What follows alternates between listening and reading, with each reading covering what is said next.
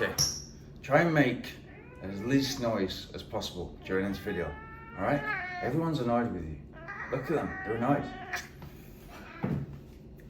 Okay, I just got back from Italy. Quick in and out race in Italy. Just to try to get back to some kind of form. Like, it's been a while. I was, at the start of the year, I was going through some calf issues, just starting to find some form, stopping again because of a niggle, starting again, and just going through this, going to the physio, going to the massage, and it just became and then all of a sudden I found some form. I started to work towards Il Passatore, which I won last year, and I was going back to defend the title, and then it was cancelled because of the flooding in northern Italy. And then, you know, you're obviously devastated because you were ready. I felt like I was ready to run a quick time there and do even better than the year before, run faster and get another win.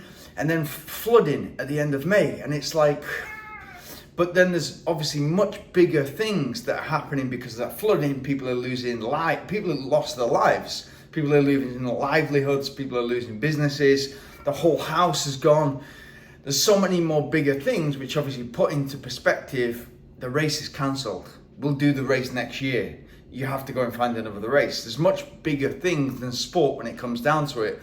But it's not making excuses. It's knowing that you have an issue. Like my calf was an issue. It has been an issue. You got to fix it. And so for me, I just go and hide until it's fixed. I know that I have a problem. I go and fix it. I go and see a physio, the best physio I can go and see. I make sure I get the massage. I'm doing the rest. I'm getting as much sleep as I possibly can. I'm eating properly. I'm doing strengthening. There's no excuses to that. And then when I got to Italy, it was like one curveball after the next. Like I get to Italy. The flight's delayed on the way to Italy. So I've got this flight, 6.5 hour flight. There's kids nearby, so it's difficult to sleep. I think I'm going to get some sleep, and then I'm going to drive. I've got to drive 4 hours into the mountain once I land in Italy. So I'm literally on the runway, and I'm texting the car rental company, hey, I'm going to be late. Is that okay? So I'm landing well after midnight, and then I've got a 4-hour drive. I get to the village where I'm about to stay, the mountain village where I'm about to do the race, and the hotel that I've confirmed that I'm going to be late in the approximate time. The hotel is not open. It's not answering phone calls. I'm sat there at 4:30 in the morning in this mountain village, like nobody's answering the phone. So I've got 10 hotels within kind of a 10 kilometer radius, and nobody's answering the phone. I go to each of them to see if they can it's like Jesus looking for a place to stay. Is there any room at the inn? None of them are open. It's just a little mountain village. So why would there be? There's no Holiday Inn Express where you can just check in.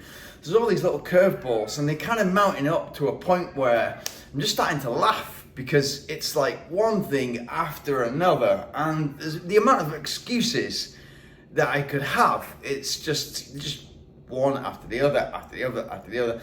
It gets to the day before the race, I check in and get a number. I finally had a little bit of sleep. I've had like 2 hours, an hour and a half sleep on the flight, 2 hours sleep in the car before I waited for a hotel to open. Then I get to a hotel, I have 2 hours sleep again, and I'm wide awake, and I'm thinking, about the race. I go and collect my race number, and then it's been raining heavily in the 3 days before. So the race has changed. So it's no longer a road race that I've flown over there for, and I've flown from Dubai to Italy and then done the long drive. It's no longer a road race, it's a trail race, which I'm no way prepared for.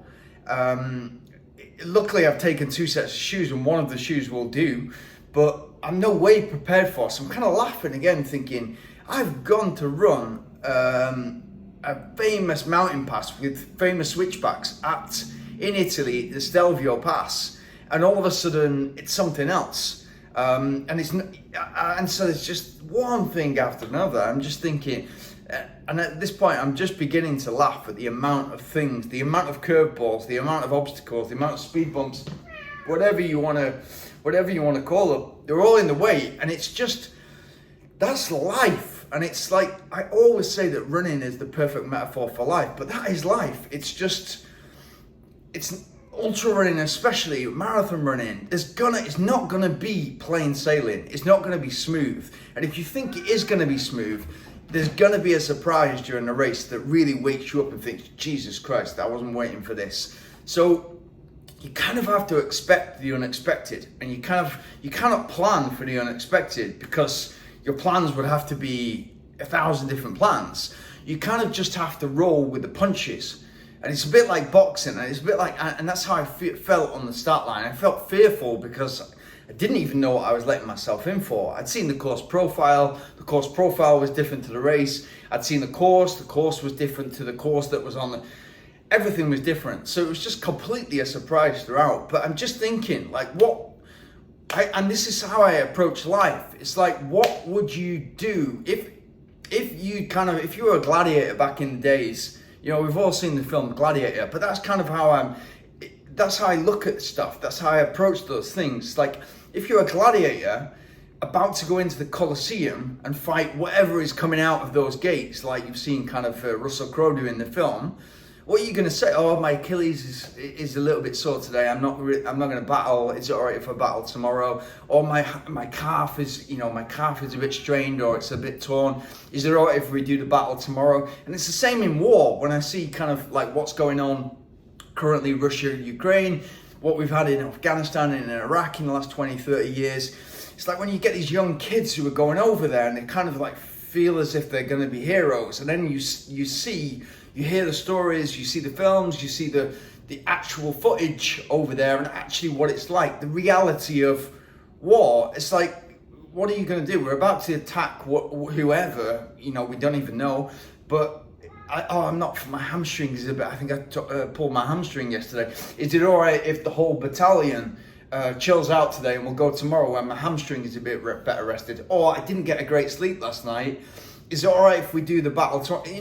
It's comical, right? So, and it's like that, whether it's sport, whether you're going to an event, whether you're in business or work, whatever. It's not even a generational thing, And I'm rambling now, but I do have a point. Like, I used to think that every generation thinks the generation after it is softer than their generation. But the longer kind of the more experience I get in life, and I recently joined the group a few months ago, like basically young men or young guys who just want to get more out of their life. That's essentially what it is. So it's to do with investment, it's to do with business, it's to do with their work life and careers. It's to do with trying to set up your own business. It's that kind of thing. And a lot of them are much younger than me. Early 20s to late 20s. And the more I'm in that group and the more I listen to their stories, and they're coming at it often from a different background to me. It's not to do with their age. It's to do with the kind of their perspective and work ethic and kind of how they judge things and how they were brought up. If you were brought up and everything was easy for you, chances are when something becomes tough, it's going to feel like a shock for you. You're not ready and you've not kind of been conditioned in the right way. And we all know that you kind of, the first 5 to 7 years of your life kind of conduct the rest of your life unless you make some big changes, and it's hard to change. You need to really want to change. You need to put those things in motion and become something new. So it's not like I'll get a call from a 50-year-old and he's talking to me about a new job, and it's like, he's moaning about something really, really small. It might be like, and it's like, are you 5 years old or can you not fix this? Can you not go to the person who can actually fix this for you and have an adult conversation and fix this issue? And then you've got a 22-year-old who's absolutely smashing it out of the park, whether it's sport, whether it's business, whether it's work, because he or she wants to get on and just realizes that getting on, part of that process, there's going to be speed bumps, there's going to be problems along the way, and that's part of success in whatever field you are. You've got to navigate those problems, and then no doubt there's going to be another problem down the road, and navigate that problem.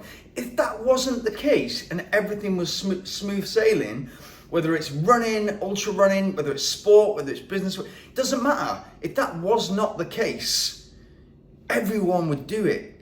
There would be a million times the competition that you actually have in your field if it was such plain sailing. It's because you can solve problems along the way that you are who you are, that you are as successful as you are. Yes, there are lots of examples in history where somebody has been given the opportunity, like Steve Jobs, Bill Gates, the time that they were born and their ability to program, or access to be able to learn to program at the time when they could program, like basically their parents were university lecturers. They had access to these supercomputers in the late 60s. That's an opportunity. But who else had that opportunity? Many people around them had the opportunity to go after school and to program on these, but how many did? So they were in the 0.001% that had the opportunity, but actually just took a grip of it and did it. And so they realized the success that they realized because they were interested, they were motivated, but they had the work ethic as well. And this is why I always talk about, you give me work ethic over talent all day long, because you can work with work ethic.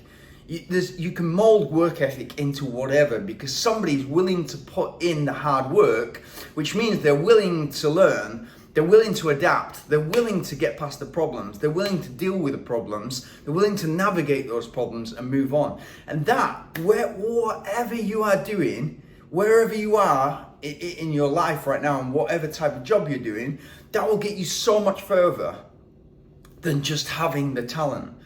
Like, it's so obvious, but like this weekend was just that kind of it was just life in a weekend, in a long weekend where you kind of delayed flight. Okay, sat on the runway, I'm trying to text the car company, I'm going to be late to pick up the car. Is the car still going to be there, or am I going to be sleeping at the airport?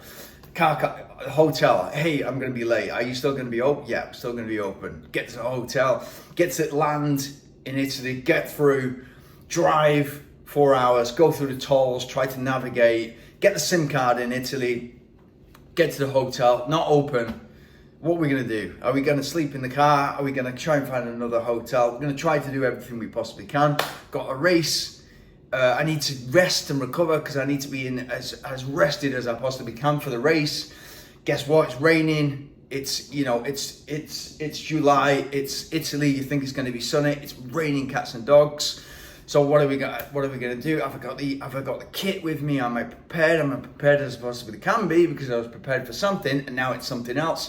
Have to kind of adapt, and then I'm on the start line fearful because I'm thinking, can I actually finish this? Fearful to a point where I took my car key in my hand for the rental car, because if I wasn't able to get, because of my calf, if my calf gave up on me again, which it didn't, I was able to get to the finish line. But if it did, I had my car key that I could just walk back, I could drive to the top of the mountain, I could get my drop bag and then come back. That's the kind of the backup plan that I had. Luckily, everything went to plan. I enjoyed the race like so much, in order that in the way that I could race, I could run, I could be competitive, I could get to the finish line in something that I'm not used to.